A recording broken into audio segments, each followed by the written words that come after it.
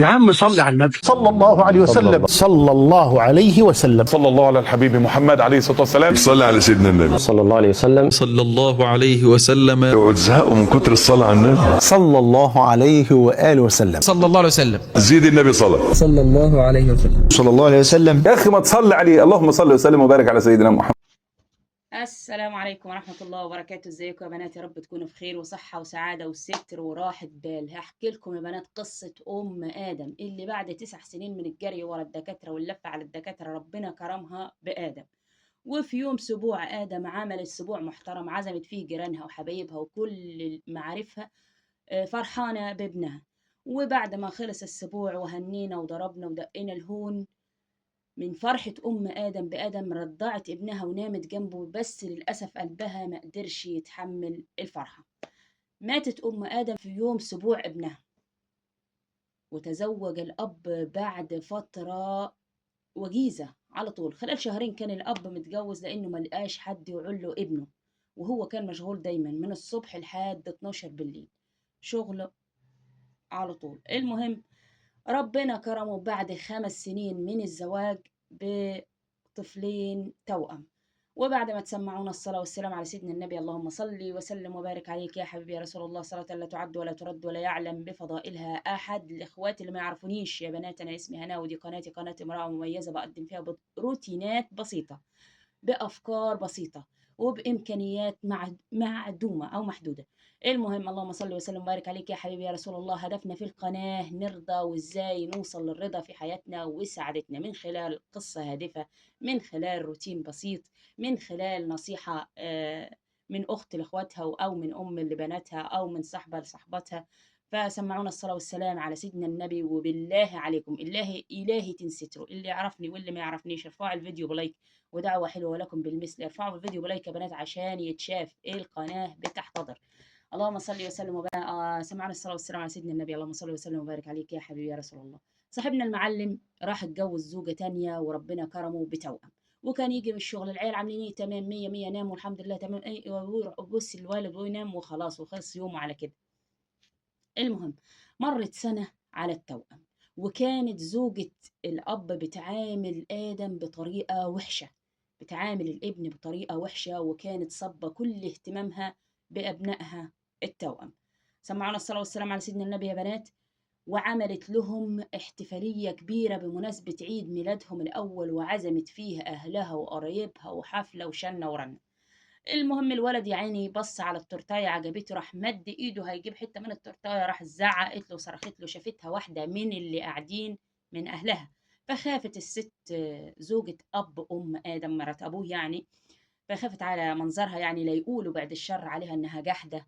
وراحت ايه بنات، راحت ماسكه الولد كده وتعالى يا حبيبي معايا، وخدته على المطبخ، حطت له شويه رز في طبق، وفتحت له الباب الخلفي للي كان بيأدي على ساحة البيت، يعني زي جنينة كده صغيرة ورا البيت، وقالت له اقعد هنا كل وما اشوفش وشك جوه قدام الناس. وزاطوا وهاصوا وخلصت الحفلة، والست نشيطة وعشان تحبك القصة يعني راحت لما الدنيا ورا صحابها ورا أهلها ونظفت البيت، وقعدت تنيم في ولادها ونامت جنبهم. المهم سمعنا الصلاة والسلام على سيدنا النبي يا بنات، ودوسوا لايك بالله عليكم إلهي تنستروا. المهم راحت يا بنات نامت جنب ولادها، فجاء جوزها آخر الليل فبيسألها الولاد عاملين ايه؟ قالت له الحمد لله كويسين. وآدم قالت له الحمد لله كويس ونام نايم في أوضته. راح الأب صدق، وطبعا عذرها معاها توأم مسكينة نايمة على عشان تعبانة يعني، كان هو عارف إن ده حفلة عيد ميلاد. اللهم صل وسلم وبارك عليك يا حبيبي يا رسول الله. ايه صاحبنا نام جنبها، وفي نص نومته الحلوة جاته مراته الأولى في المنام وقالت له اصحى آدم في خطر، اصحى آدم في خطر. قام صاحبنا مفزوع يا بنات من النوم، هو إيه آدم. قالت له نام نام آدم كويس، ماله الواد نام قلقت نومنا. راح ما كدبش خبر وراح نايم تاني. لسه ما كملش شوية وجات له مراته الأولى في الحلم، ما حدش يخاف يا بنات عشان أنا خفت. اللهم صل وسلم وبارك عليك يا حبيبي يا رسول الله. راحت جات له المرة التانية وقالت له اصحى الواد في خطر، آدم في خطر. راح قام مفزوع من النوم وعامل هوجة وضجة: آدم آدم آدم. قالت له مراته التانية: قلقت منامنا، ده مجرد حلم، ده حلم يا أخي، ده حلم، نام الواد نام. وهي مدهوشة طبعا من النوم. فراح إيه، كمل نومه. كمل نومه ما كملش قبل الفجر بشوية، جات مراته التالتة في المنام وقالت له: حد خاف؟ وقالت له: اطمن يا معلم، آدم معايا. قالت له: اطمن، آدم معي. نقطة ومن أول السطر. نداء لكل واحد متزوج زوجة تانية وعنده أطفال لا يعرفون يعبرون عن نفسه: بالله عليك أتوسل عليك، أنا أختك أو بنتك، أو اعتبرني زي ما تعتبرني، بالله عليك لا تثق في الكلام ثقة مطلقة. شغلك مش هيعذرك أمام ربنا، مش هتقدمه عذر أمام ربنا، دي أمانة وأنت ضيعت الأمانة. نقطة ومن أول السطر. يا بنات، الفرح بحدود والزعل بحدود، وحياتنا ما بين فرح وما بين حزن وما بين مصايب وما بين مشاكل وما بين، وهذه هي الحياة.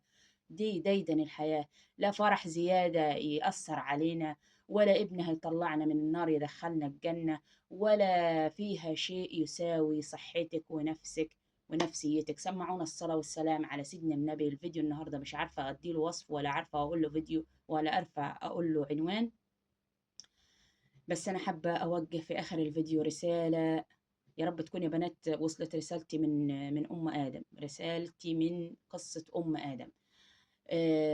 وحابة أوجه رسالة لأم صهيب. يا أم صهيب، يا أختي يا حبيبتي، يا أختي يا حبيبتي أم صهيب، يا بنات من المتتابعات لقناة المحترمات من أول ما بدأت القناة، وهي معايا حبيبتي، ومن حين لآخر بتبعت لي تعليق بيقطع قلبي: يا بنت الناس كفاياكي شكوى، يا حبيبتي كفاياكي شكوى، كلنا عندنا ابتلاءات، كل واحد فيه اللي مكفيه، كل واحد عنده في حياته ما شاء الله، ودي دنيا، ده ديدن الحياة. ممكن واحد صعوبته في ابن عاق، ممكن واحد صعوبته وابتلاءه في أم عاقة، ممكن واحد ابتلاءه وصعوبته في زوج نرجسي أو أو أي حاجة، أو يشرب أو أي شيء، ربنا يعافينا.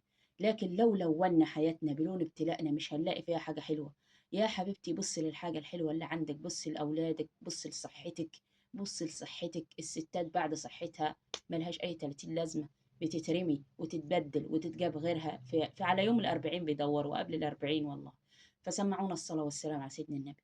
يا أم صهيب أتوسل إليك، إحنا مسلمين والحمد لله إن إحنا مسلمين. ربنا جعل لنا في القرآن سورة عظيمة اسمها سورة البقرة.